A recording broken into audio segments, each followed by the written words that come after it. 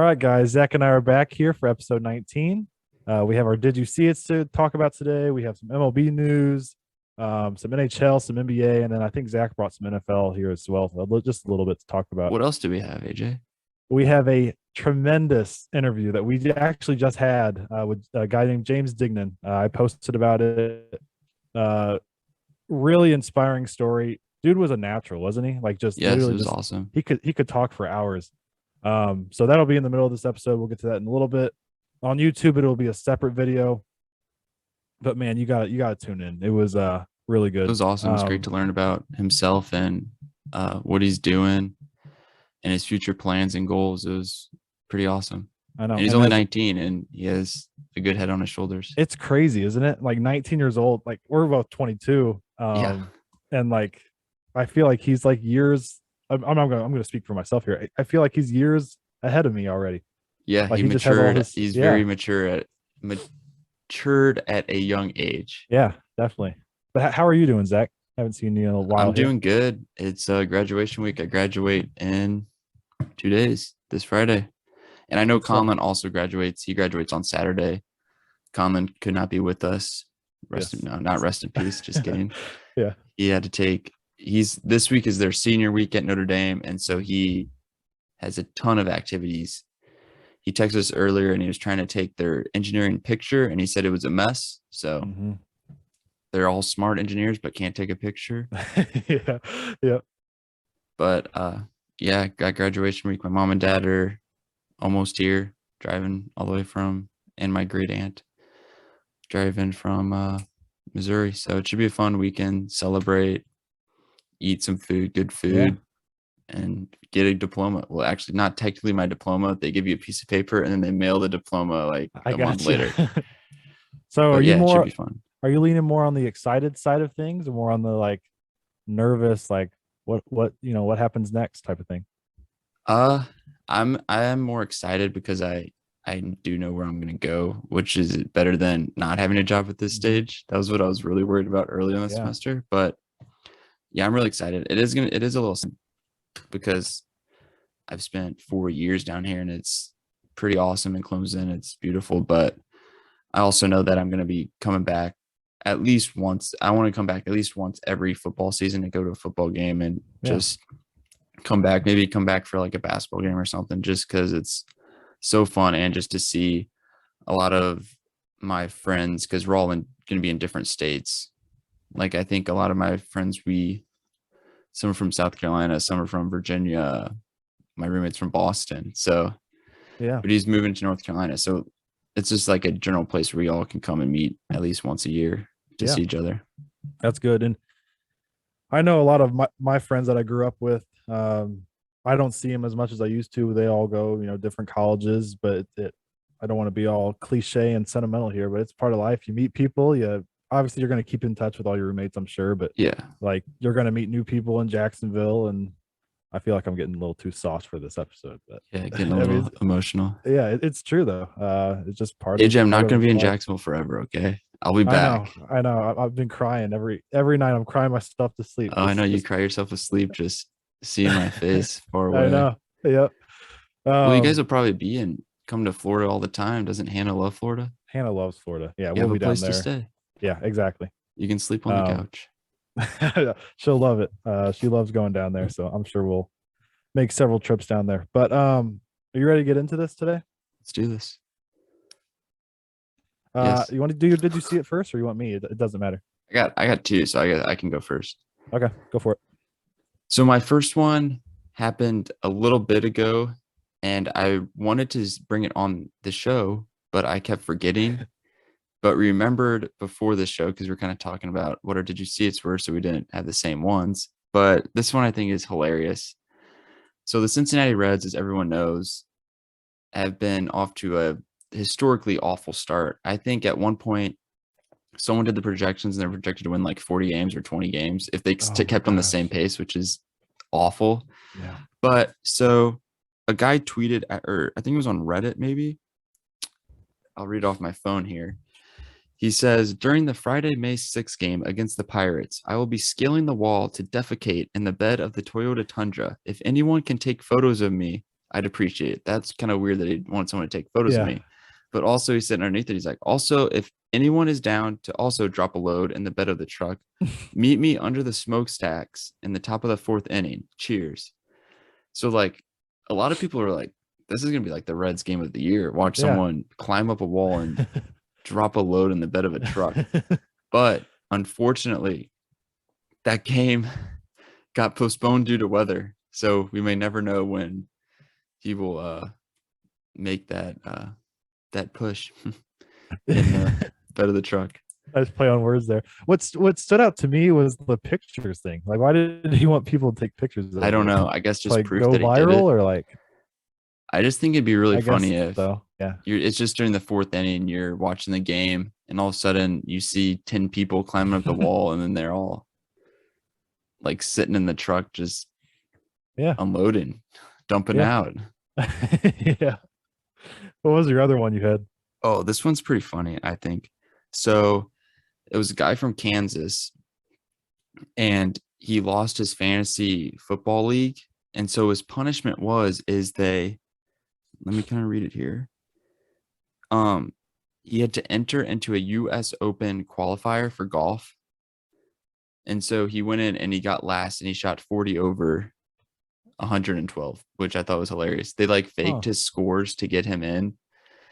And then he played and shot 40 over. Jeez. Okay. Yeah, I'm not real like I'm not a big golf guy, so like what is that exactly? For the listeners also that don't know exactly what it is. So I would say like shooting at par. So if there's a par 3, you shoot a 3 on that hole. Yeah. Par on a lot of holes or courses are usually like 70 to 72, 73. Yeah. So a lot of like the really good golfers will shoot around. If they call them a scratch golfer, they shoot around par on a course. So a lot of the players, they're probably shooting around par, maybe some of them getting in the 80s if they have a bad day because it's a tough course. I went last week and shot a 99, which is pretty good for me. I always try to shoot under 100. I think probably my best round was maybe low 90s, maybe So once high 80s. If you were is 72, for example, is that just like the swings? Yeah, how many strokes it takes to get to the hole. Strokes, yeah. So if you like shot a par 40 4, over, it's like they're supposed to take you 4 strokes to get to the hole. So if he shot 40 over and it was 72, we're talking like 110 or whatever. Yeah, 112 was his final score. Yes. Oh my gosh. So, but as I think about it, he's probably like a decent golfer, because I would imagine myself going into a PGA qualifier, you're gonna be hitting from the PGA distances. Like it's gonna be a lot long. It's not for people who are from Washington going to Wolf Hollow. A lot of their courses are shorter. Like I could hit a driver off the men's tees and hit a pitching wedge in the green every time. This I'll probably have to hit a driver. If it goes straight, which is a 9 out of 10 times it does not go straight. Yeah. I'll be either hitting from really deep rough or hitting like my next shot 200 yards out, which I'm not as accurate hitting a 5-iron or 6 or 7-iron 200 yards as I am hitting 100 yards away. Yeah.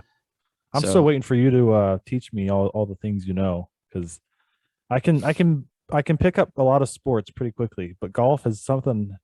Skating. Gotta throw that skating. Yeah, I gotta learn that. That's something I've always wanted to learn, so I gotta learn that. But golfing though, like I have a nice touch with stuff. So like my wedge, I don't know, wedge it. I can wedge it pretty good, or putter. Like my putter is off and on, but like my driver, man. Yeah. No, my driver, my top hand, or let me see. One of my hands turns over. So everything. It's because you got the baseball swing, because you roll your wrist in baseball when you swing. It's exactly what it is. Yeah. I mean, the first time I golfed, I picked up my front foot and dropped it, and squished the bug with my back foot, just a normal baseball swing. But yeah, I'm still waiting over the summer. Maybe you can teach me some stuff. Teach you some skills. My did you see it was something really, I mean, you were going to use this one as your did you see it. So last night there were, or I guess, was it last night or 2 nights ago? We're filming on It was Wednesday. last night, I believe. Was it Tuesday night? Reed Detmers threw a no-hitter versus the Rays, and he's 22 years old. It was his only 11th career start, and it was his first no hitter, the first no hitter this season. But Hmm. that's not really what I want to talk about. Anthony Rendon, I guess he was just messing around at the end. Well, Brett He's a Phillips was righty pitching. usually. I didn't know that. Yeah, it was a That makes position more player sense. pitching.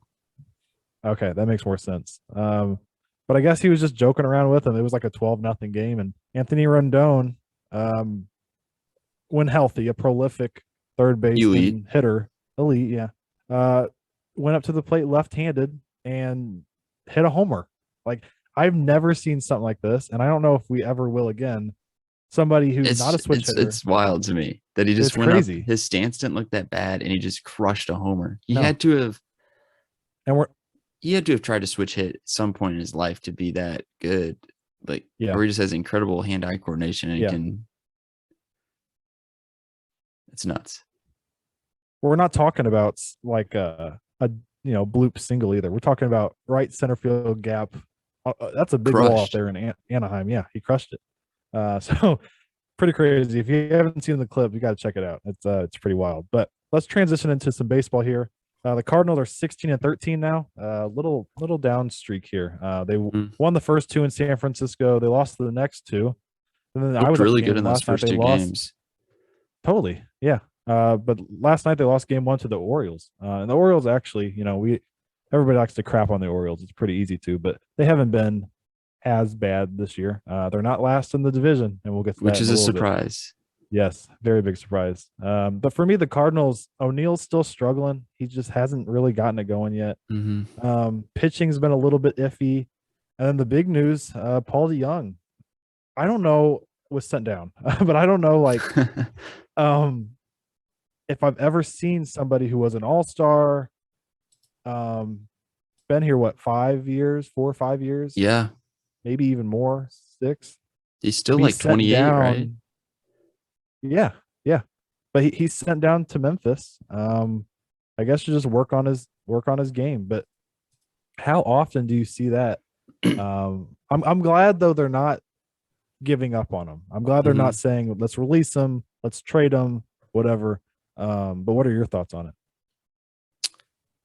It is disappointing. I've always liked Paul DeYoung. He has so much potential. As we Hmm. saw, me and AJ before this episode, we were looking at a bunch of old Cardinal teams, and his rookie year, I think it was his rookie year or second year, he hit 285 and had 20 some home runs and 60 RBIs. And then it's just kind of been a steady decline. And a couple years ago, before he started hitting in the 200s and 100s, he had hit 30 home runs. Like he batted 240 and a little over 300 on base percentage. But if he could just replicate that a little bit, even if its average is a little lower than what he was, like 230, but he can hit the home run ball and Hmm. just kind of be good with runners in scoring position, I think he'd be great.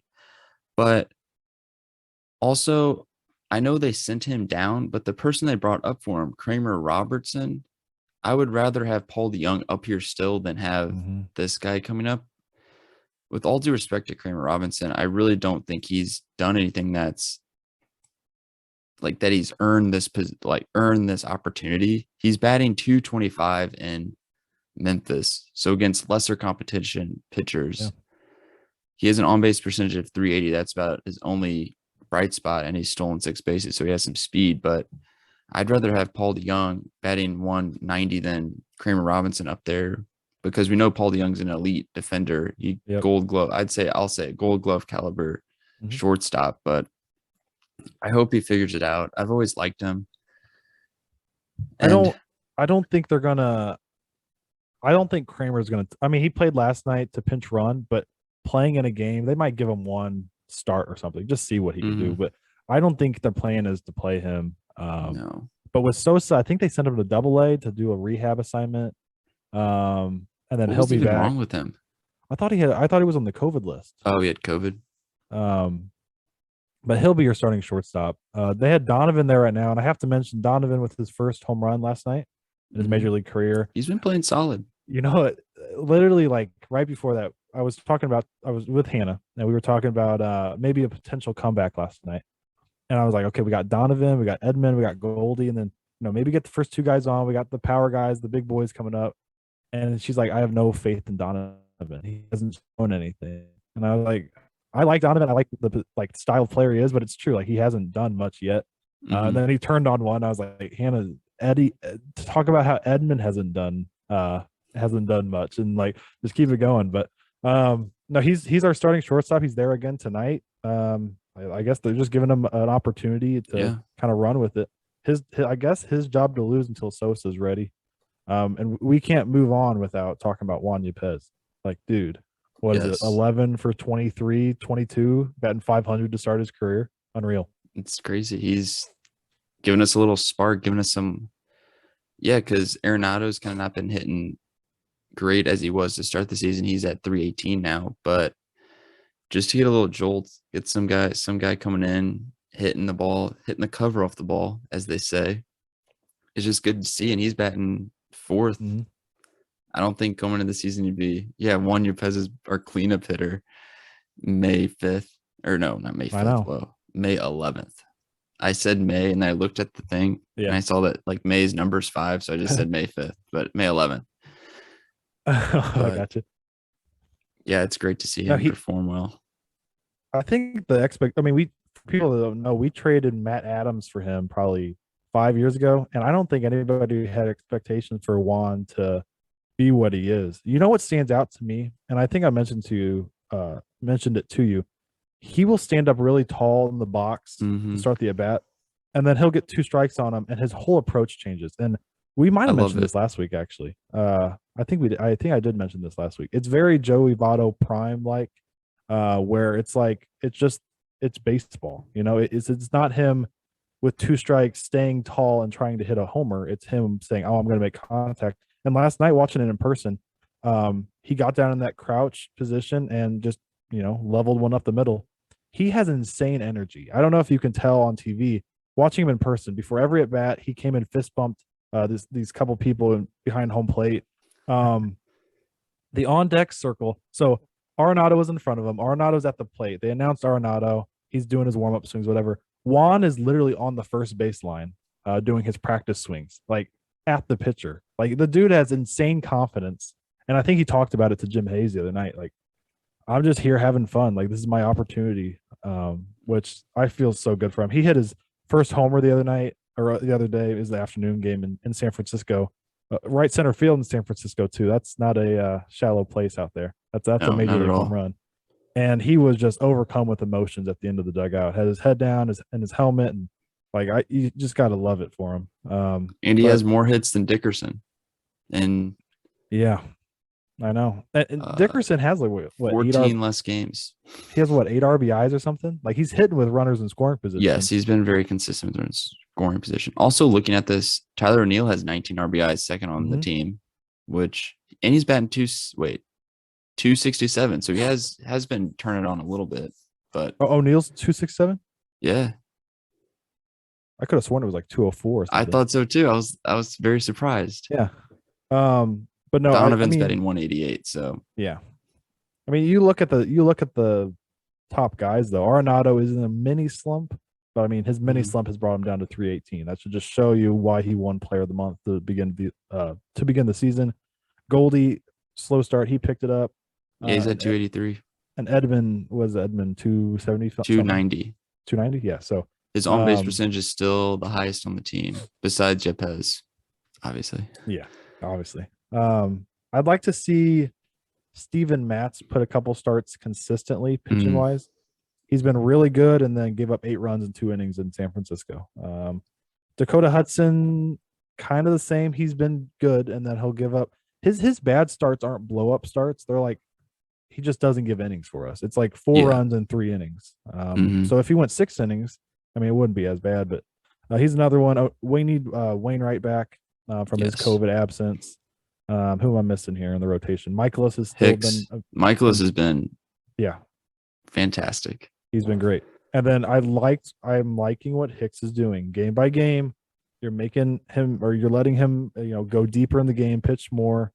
I really like what's happening. I thought all season was going to be like 2 or 3 innings from him. Yeah, I agree. I think as we move on, we might be seeing closer to 5, maybe 6 by the end of the season. Yeah, and I think it's what you mentioned earlier, but kind of whenever they announced it, is putting him on a schedule could really just help him.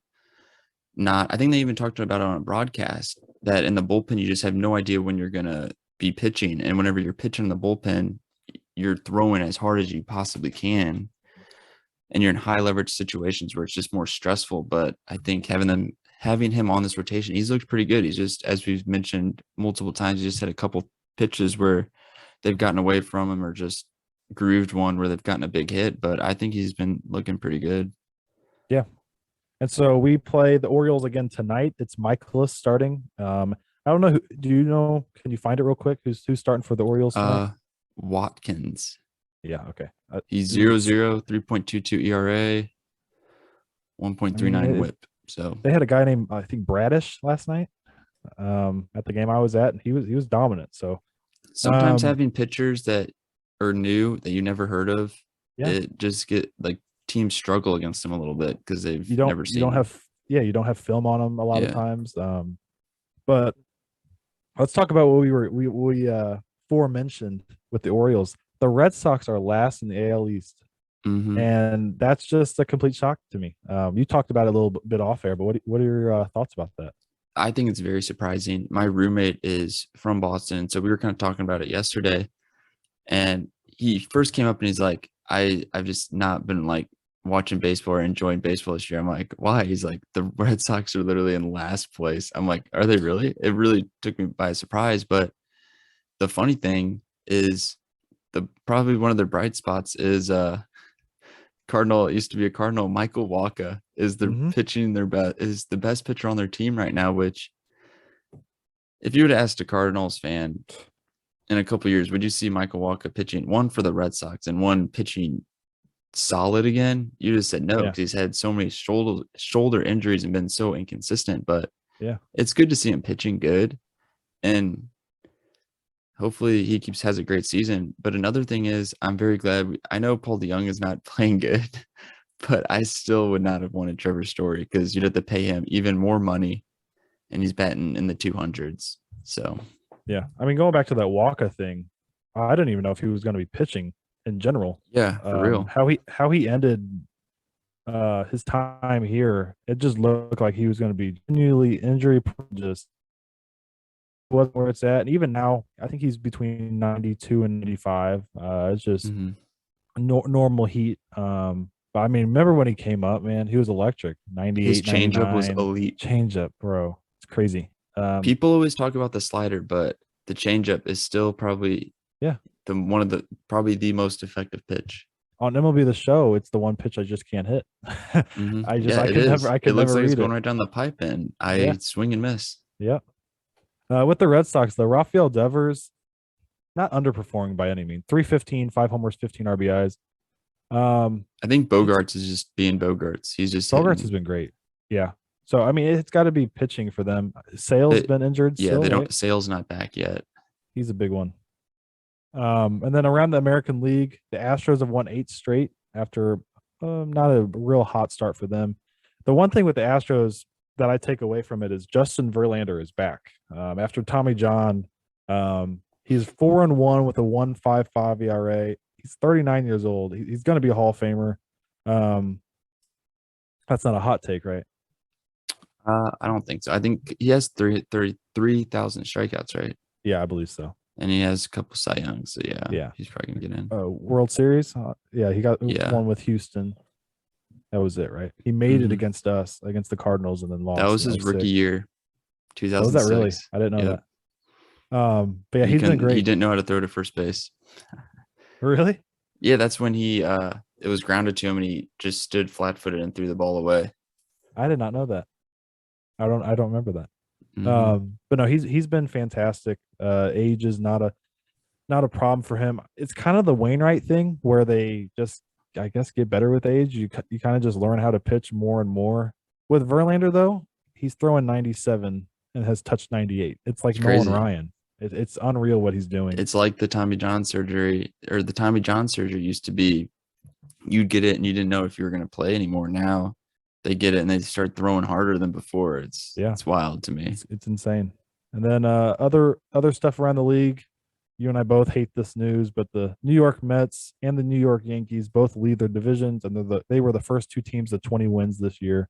Um, the NL East is the Mets right now, and the AL East is the Yankees. And unless Toronto has something to say about that in the AL East or in the NL Tampa. East, Tampa too. Tampa's second right now. That's true.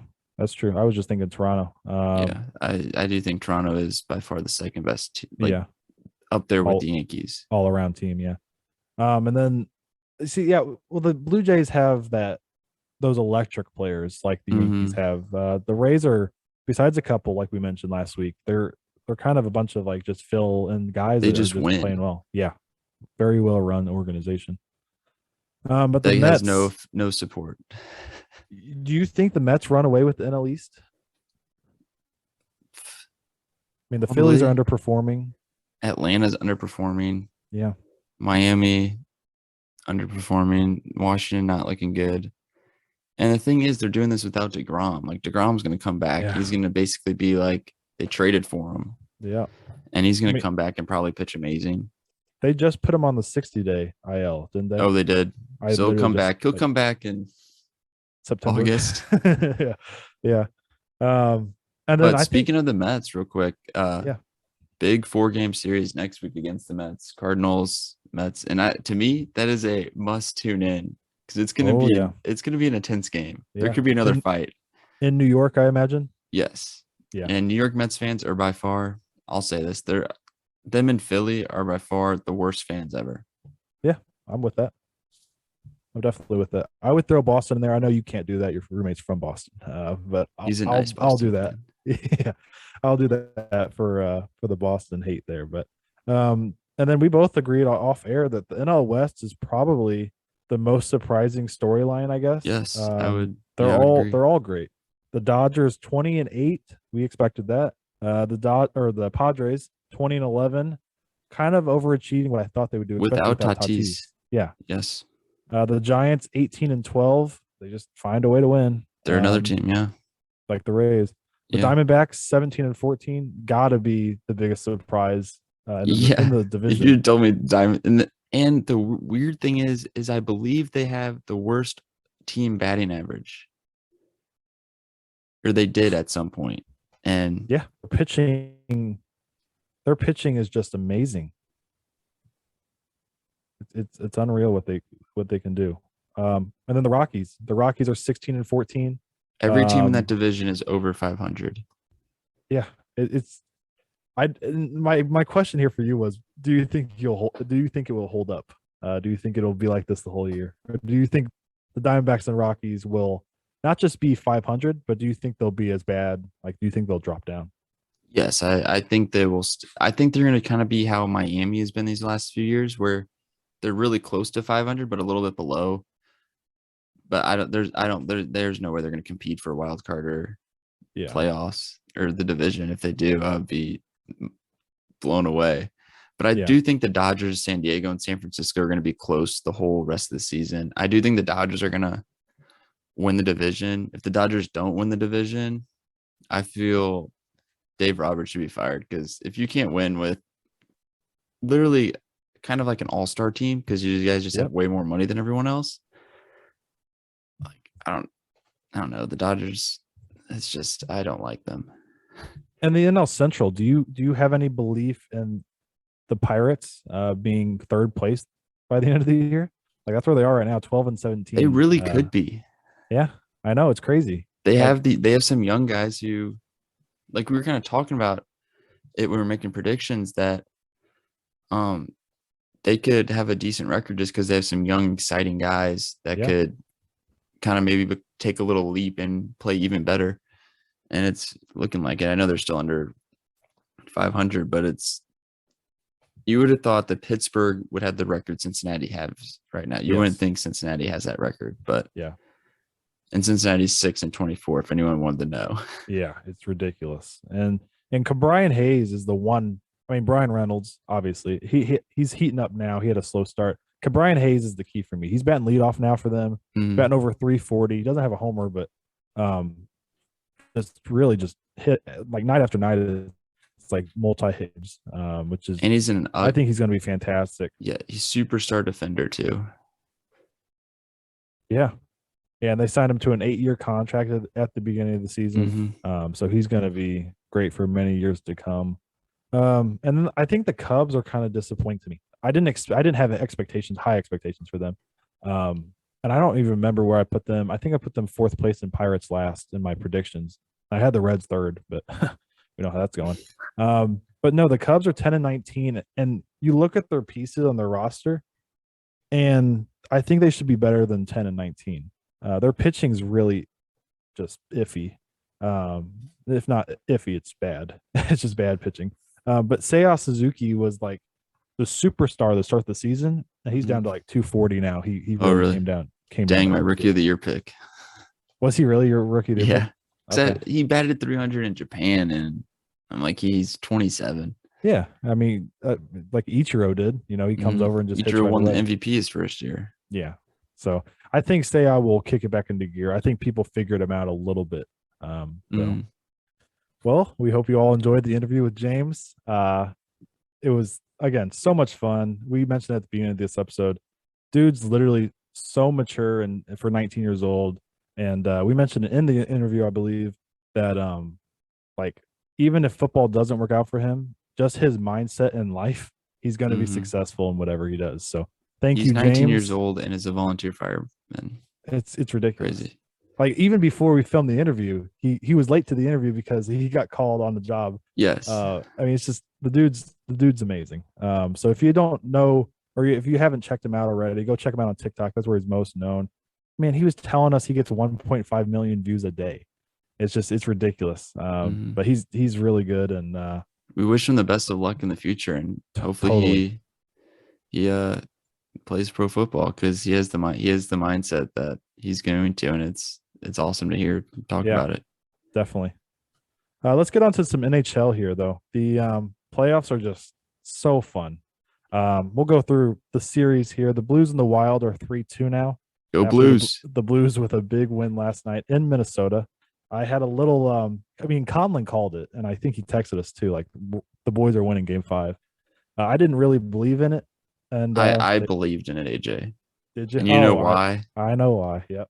So I've worn the same blue shirt every game they've won, and like I can wear it Thursday if you guys want me to, unless you want it to go game 7. But I'll wear it Thursday. Guaranteed win, no doubt about it. Place your bets. Put your life savings on it. It better be true. I'll be there for game 6, yelling my butt off. Well, then if we know if they lose, you can never go to a Blues playoff game again. I will never go to a game again.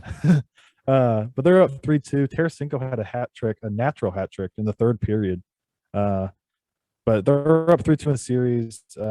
Hopefully we can finish it off tomorrow night, and then we'll have to play the Avalanche if we do, because the Avs swept the Predators 4-0. It wasn't really close at all. The Avalanche are very dominant, very fast. They're going to be tough to stop. I think it could play to our advantage that they swept them, though, because this has happened in a lot of other sports. Is a team will sweep someone, and then the other team had a longer series, and they're more kind of warmed up, like hot, kind of like haven't had a layoff. So the other team gets kind of a little cold, loses a little mojo.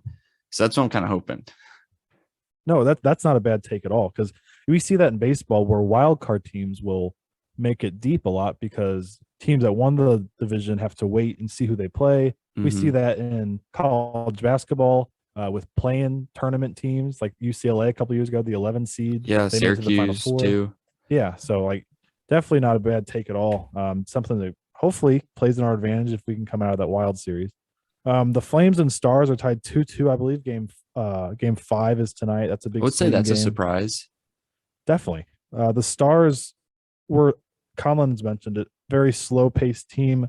Flames like to get up and down. They become more physical this year than past years. But definitely a surprise. I mean, we all had the Flames winning it all. So if they get bumped out in the first round, we're in some trouble. I think we'll be okay, though. They're going to game 5 in Calgary. I think that will help them out. The Kings Oilers. What an odd series. The Kings are up 3-2 in the series, and the Oilers beat them 8-2, I believe, and then 6-0. Looked like they were just going to run away with it. And Yeah. then Jonathan Quick, the goalie for the Kings, pulled He was out quick. he was yeah, he pulled out a vintage performance. His first shutout in the playoffs since I think it was 2012 or 13 when they won the cup, and they're up 3-2 now. They won last night in Edmonton. Now they go back to LA. They could end it tomorrow night in LA, which is just we've mentioned it. You have the two best players in hockey, but you just don't do enough around them to win this time of year. McDavid and Draisaitl almost single-handedly or double-handedly brought them back last night to win, and it was like 2 minutes into overtime, and Adrian Kempe just ruined it for him. So they're going to need production, goaltending to kick it into gear, and they're going to need defense to kick it into gear. That's why I picked LA to win. I just don't see that happening, especially goaltending wise. But you and Conlon both picked Oilers, right? I just felt, even though their goaltending's bad, McDavid and Draisaitl can just score at ease. I think maybe it was one of the first few games McDavid went coast to coast, deked out everyone and put it in. It's just like, it's ridiculous. It's crazy. And I know they lost last night, but they almost brought him back. But when you have the best players in the league, you always have a chance to win. So we'll see how they go. It's going to be tough going to LA, but also LA. Yeah. Will any fans be there? True. I mean, we all three have preached pressure on the Oilers coming into the playoffs, now in the playoffs, and this is the most pressure-filled game, Game 6, away. You have to win if you're the Oilers. If not, there's going to be some changes happening in that organization, and I hate to see it because it's two of the best players, kind of like Trout and Ohtani, and with the Angels, we are cheering so hard for them, not just because we like Trout and Ohtani, we do, but just because we want to see those star players on the biggest stage, and we have not seen it yet with Trout. So only once. I'm cheering for the Kings just because I picked them to win in 7 games, but I'm hoping McDavid and them also get it done. I will not be upset with that either. On the other side of the bracket, the Capitals and Panthers, that's another huge surprise. 2-2. The Panthers almost lost the last game, right? They came back and won. In overtime, it would have been down 3-1, and that would have been crazy. But they go back to Florida now. Hopefully they can get it together. The Capitals are just built for this time of year. They've been here. They've done it before. The Maple Leafs and Lightning with a very exciting game last night. I was keeping up with it while I was at the Cardinals game. Austin Matthews, a game winner in the last, I believe, 7 minutes of the game. They're up 3-2 in the series now. Again, another team that we have preached pressure on in the playoffs. I think they have I know Edmonton has pressure, but I feel like Toronto may have the equal amount just to get it done. Oh, yeah. And I heard an analyst going on about it, about how should Toronto feel this much pressure because it's a different team. Like what they did 10 years ago, none of those guys are here. So should the players feel the pressure? And some of the players are like, we don't really feel it because we haven't failed, but I think the pressure comes from the fans that they expect you to be good. And this whole drought, I think it's 16 years of not being able to get out of the first round, and you're always competitive. Besides a couple of years when they got Matthews in the draft, but yeah, they're up 3-2, and it's going back to Tampa for Game 6. But again, we have to point out that Vasilevsky and the Lightning have won 16 straight games after a loss in the playoffs. So, but remember when I said earlier the Maple Leafs won the first game, so they're on the good side of that. Yeah, definitely. And Toronto's my second favorite team behind the Blues, and so I'm cheering so hard for them to just because I think if they get past the first round, I didn't have them making it out of the first round, but I think they can make a run. Especially, I mean, if the Capitals knock off the Panthers, the Leafs could find themselves in the conference championship or whatever they call it. And I think it's very doable. The Penguins are running away with the Rangers right now. It's 3-1.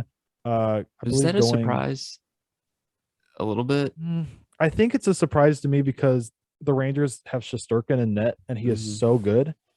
But ever since they have that game, and we mentioned it, that amazing, legendary game where he made 79 saves or whatever, he's not been the same. And I think he's overused a little bit, and he used so much energy in that game. I think he's worn out because he's letting stuff in he usually doesn't let in. And they lost that game, correct?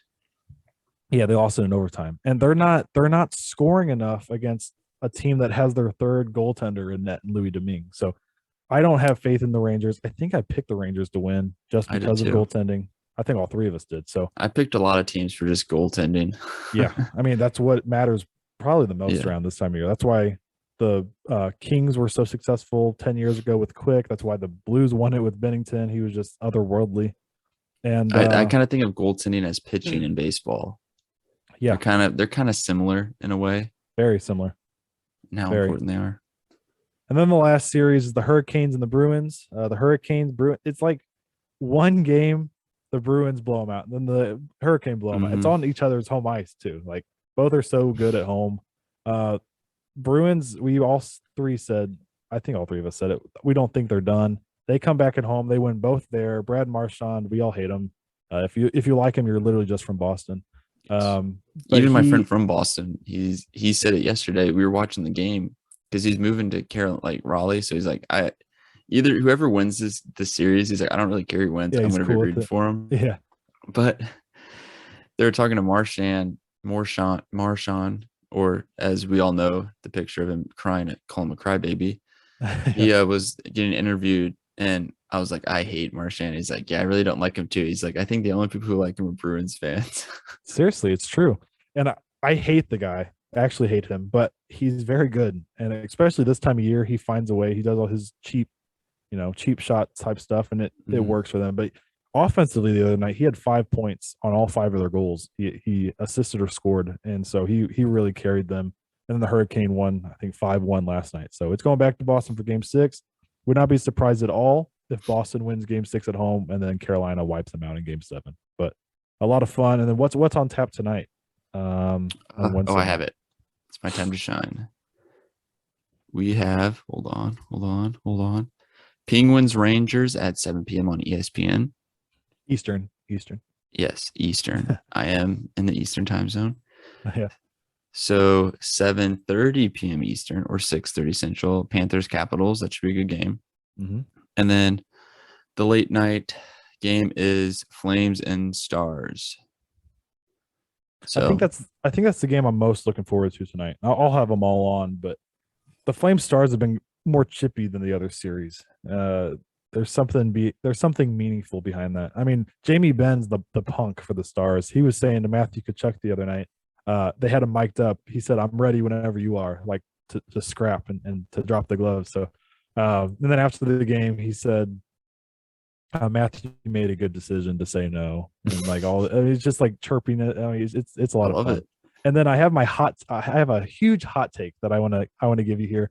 And I think I already know how you work, Zach, and you're probably going to roast me for this one. Kind of like my offensive defensive take. Yeah, that was a bad take. You have to admit it. You were wrong.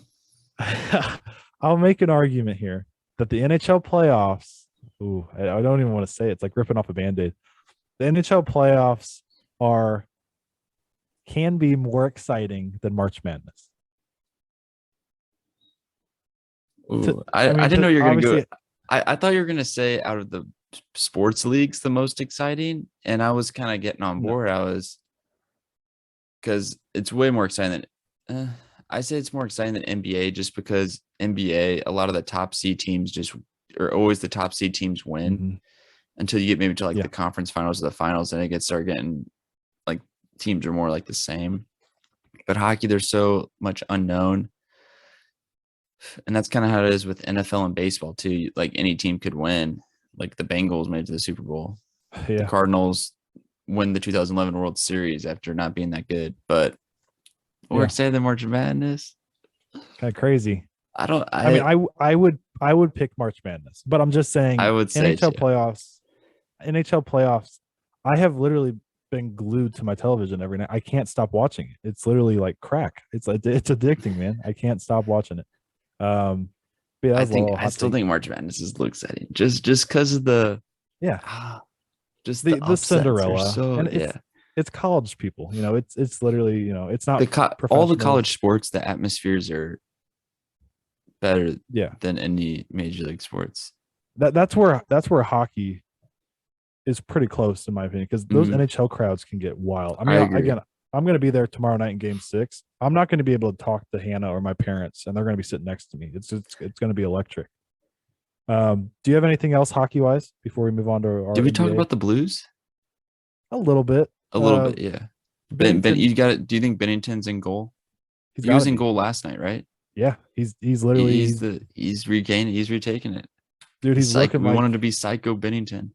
he looks like what he did whenever he won the cup for us. He I still looks think we can make a run. I really think our team is so totally. deep. I think our team's pretty deep. If our Yep, defensive guys stay healthy, and they're back. They were I back learned last one night. of our defensive guys' names, Letty. Nick Never heard of Leddy. him Yeah, before.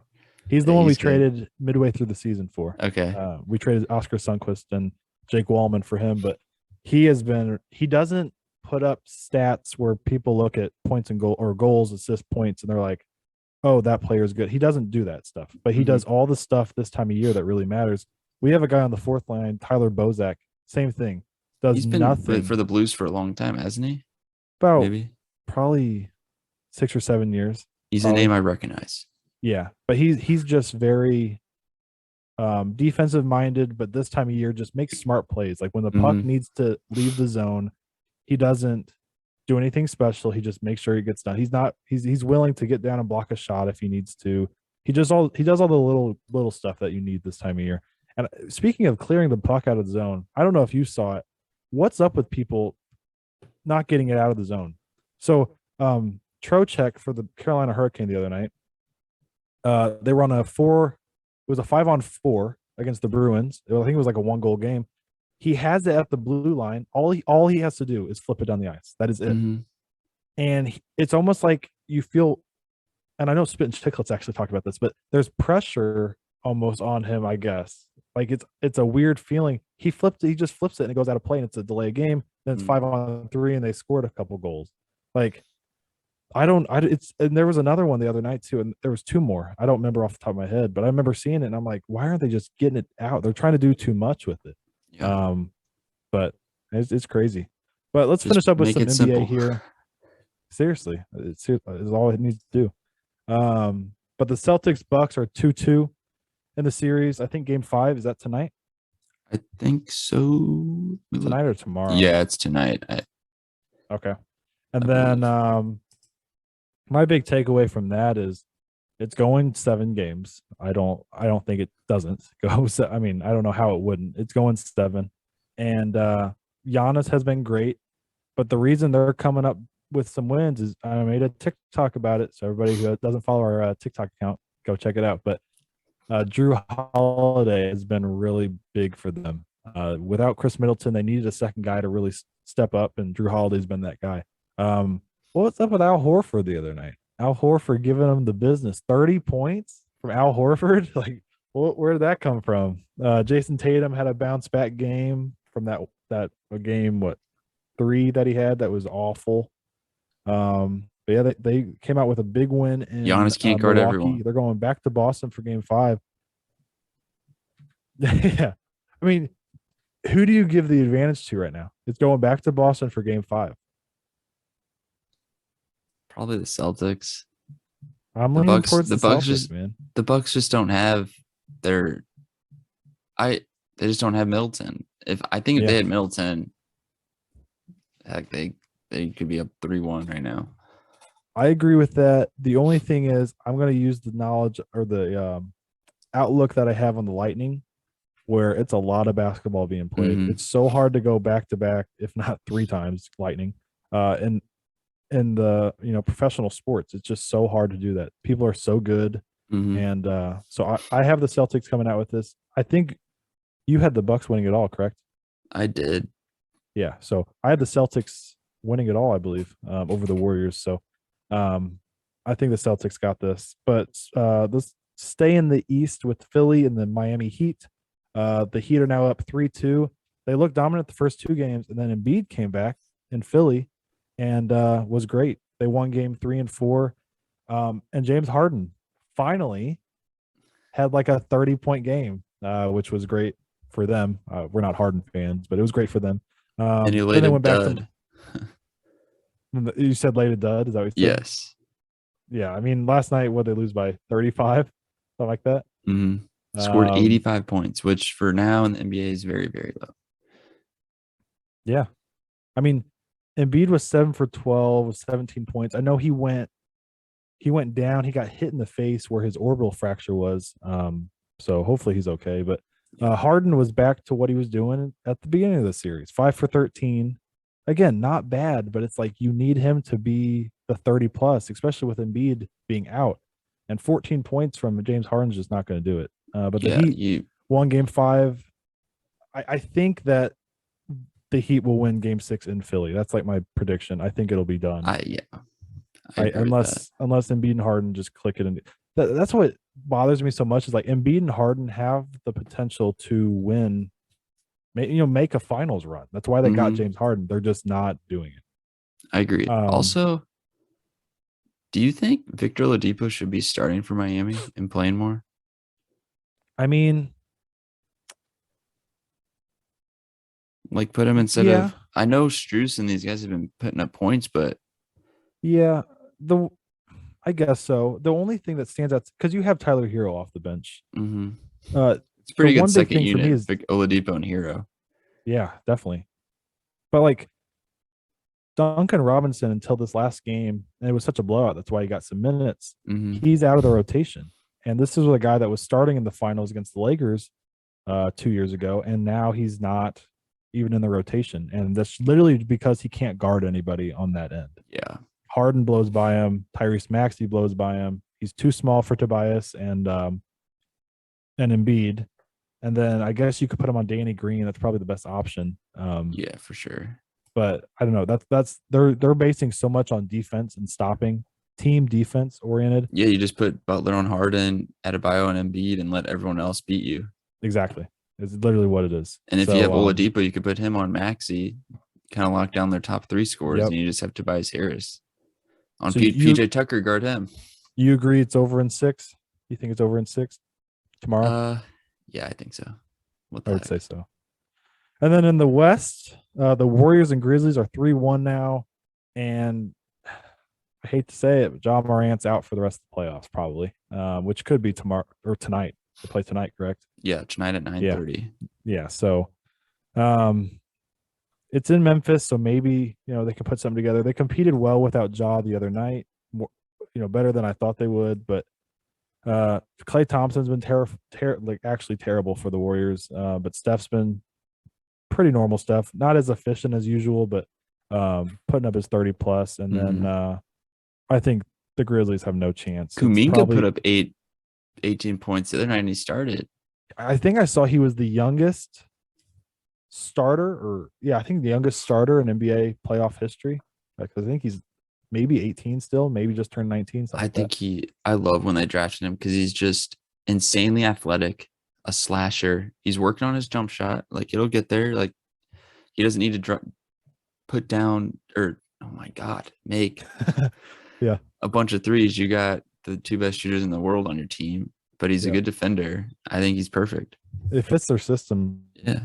Completely, like you said. And like they also have James Wiseman, which people don't talk about because he hasn't been able to touch the floor in a year and a half. But when he's healthy, I'm high on him. Oh, so I am too. He's got extreme potential if he can stay healthy. I just hope it's not a Greg Oden 2.0. Yes. That's my worry. And they have Moses Moody, who they also drafted, who's also super good. So the Warriors, they could win this and get even better the next year. They drafted Steph, they drafted Clay, they drafted Draymond. They do a very good job over there. Yes, they don't identifying talent. They don't go out and sign the big free agents and stuff like that. They draft people who they think were good or have like strong work ethic and all that, and then they will sign players who can be role players. They don't usually sign like the big names. They sign Bjelica, and I think he's been pretty solid for them. Yeah. And I can't name another person they signed.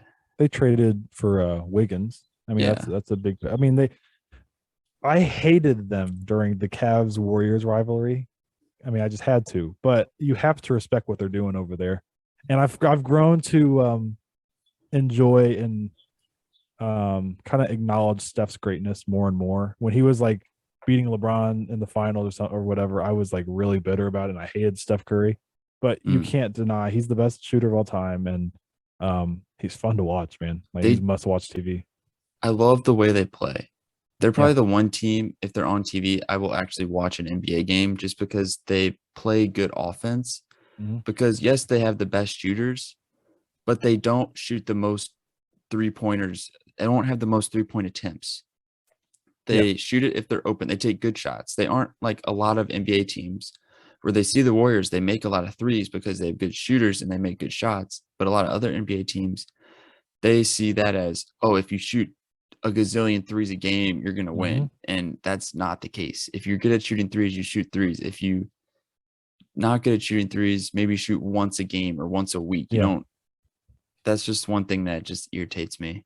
They don't rely on ISO plays where you do stuff. I mean, Steph can, if he needs to, can cook Mhm. somebody off the dribble, They but could beat you by the three or beat you by going inside if they really wanted yeah, to. yeah. A lot of it's off screens. People see Steph Curry and they're like, oh, he just dribbles around and cooks people. He comes off 1,000 threes a night or a He 1,000 works screens. he works so hard off the Yeah. ball, I which mean, that's Clay, why he's a good shooter. That's what I wish I would have done when I played is worked harder off the screens and worked on that because that's how you get open. yeah. And Clay Thompson's also obviously not a guy that's going to create for himself more times than not. So he comes off screens. He's not going to be a contested guy. Like you said, they're just, unless they're just off, they're very, it's efficient shots that they're taking. Balanced, yes. Yeah. And then the other series in the West, the Suns and the Mavs are now 3-2. The Suns blew out the Mavs last night, 110 to 180. It's going back to Dallas for Game 6. Dallas won both in Dallas, so I'm hoping Luka can make some magic happen and hopefully tie up the series. And then Game 7, anybody can win Game 7. It's I just have the Suns are so much more deeper than the Mavs. definitely, The Mavs, it's Doncic and Brunson. yeah. And Brunson was terrible the first two, and that's why they needed him. And he came up big. Dinwiddie and Dorian Finney-Smith were good in these last couple before Game 5. So I have belief in the Mavs for winning Game 6 at home, and then Game 7. And like I said, anybody can win Game 7. But my Very biggest thing out of the whole series is the CP3 incident. Did you see this at all? Where someone or as they described it, put hands on his family. On his mom, yeah, on Mother's Day, of course. But it was like, I have had such a problem with this. What even happened? There's nothing to show what actually happened. Just that the The guy was like 17 years old who 17, apparently yeah. put his hands on. Did you see the video of him? No. Because Chris Paul was yelling at him, "I'll see you after. I'll see you after," and he looked completely scared. I don't know, like he looked so frightened. CP3 yelling at you and you're 17 years old. I know, yeah. So they like escorted him out, and I don't know what he did to CP3's mom or what, but it just proves my point that we've got to stop as fans. Just because you buy a ticket does not mean you can say or do whatever you want. Boo if you want to boo, but you can't just be like saying, especially when it gets personal or race or whatever it is. You can't just be throwing whatever you want out. I mean, Luka had that incident a few games ago where I don't even know what was said to him, but he turned around and sure, sometimes it's the players being soft and like they just need to zone it out. But some things you just don't say. Like it's just human people. Like you don't go to a restaurant and if your order messes up, you don't just start bringing out the race card or like you don't do all this stuff. Cuss out the waitress or waiter. No, you just don't do it. So why are you? Is it okay at a basketball game? That's why they need to implement fighting fans. The chance, the chance to. I'm with it. Somebody on our TikTok said the same thing. Yeah. Chris Paul fighting a 17-year-old. CP3 is going to win that 9 times probably. out of 10. But no, let alone saying stuff like if he actually did put his hands on CP3's mom at all. I mean, he was a spindly little kid. Like he didn't look strong at all. But I mean, I'm just saying like it's just not okay. We've got to be better than that. I've booed one time at a sports game in my life. And that was because of effort when it was in the corner at Busch Stadium and Dexter Fowler did not run after the ball. He walked and it went from a single or it went from a double to a triple, and he was like rounding third, and then they finally got it in. That was the only time I've ever booed. But That's the only time you've ever booed someone at a sporting event. yeah, isn't that crazy? I booed a lot of people at a sporting event. I can I booed picture a it. lot of refs in football and basketball here at Clemson. Yeah, I booed Cubs players, of course. Chris yeah, Bryant, booed him every time he came up to bat. I boo him when I'm playing him on a video game while they throw a ball that's at his awesome. head. Uh, I'll boo on TV like Angel Hernandez or something, but um, yeah, I just haven't. I I don't don't know know, a what it good is. boo cheer at a game. It's kind of Yeah, fun. yeah, yeah. But no, the NBA playoffs are not as exciting as it was at first, especially with Jaw out. He was giving the Warriors a run for their money, and Embiid's in and out of the lineup. That Celtics Bucks series is probably the most fun, and then I'm cheering for the Mavs probably out of everybody. But do you have anything else today? Talk about? I got nothing. I Oh, guess we'll. NFL, real quick. I Oh remembered. yeah, yeah. So a little NFL thing, they always got to try to stay in the news. Mm-hmm. Oh God, sorry, choking on something. Uh, no, Tom Brady signed a 10-year, $375 million contract to be the Fox Sports lead color commentary announcer after he retires. If he ever retires, he'll probably just be playing and have an earpiece in his ear and commentate from the field. Yeah. How do you feel about Joe Buck and Aikman moving to what, ESPN Monday Night Football? I wish they weren't. We're not. I liked him on Fox. ESPN to me is just not as good as it used to be. Yeah. I'm not a Joe Buck. Aikman was fine. I'm not a Joe Buck fan. So not seeing him on Fox all the time when the big games are on there is, I like that. So like Monday Night Football, I would say is less watched than Sunday afternoon. So I don't have to Well, see and if him they as have the much. Manning cast, I watch the Manning cast over Yeah. the actual broadcast. Yeah. Wasn't there Except when they another? interviewed LeBron, I turned it off to the main cast. I'm sure you did. Dead serious. Not even They joking. I did. did. They did a they're doing a baseball one too. Michael Kay, the announcer for the Yankees, and A-Rod. I think they Not call it. tuning into that one. Dude, I did, and I turned it on thinking I turned on ESPN, but it was ESPN2, not knowing that the normal commentators were on ESPN. And I'm sitting there like, this is what we're doing now? Dude, it was terrible. It was I actually hate A-Rod. it He's was not so good. bad to listen to and cringy. And then I was like, I just got to turn this off. I can't even watch it. And then I realized the actual game was on ESPN, so I changed it. But no, the Manning cast is really good. And They're so knowledgeable. They had a WNBA one with Diana Taurasi and somebody else, and that was pretty solid. But no, Manning cast is definitely heads above everybody else. But I don't know when we're filming episode 20. I don't know if it'll be later this week or early next week. I know Zach's obviously graduating, so busy. But besides that, I guess we'll see you guys next time. See you guys.